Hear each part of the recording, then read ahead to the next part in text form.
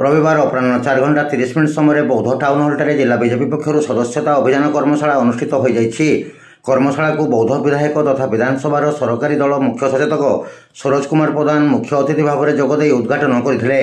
जिला बीजेपी सभापति विप्रचरण महांती अध्यक्षतार अनुष्ठित कर्मशाला सम्मानित अतिथि भाव में कंटामाल विधायक कन्हैचरण डांग, राज्य बीजेपी जिला प्रभारी सरोज सावत, सहप्रभारी सवितानंद, जिला बीजेपी साधारण संपादक प्रेमानंद मिश्र प्रमुख मंचासीन थिले।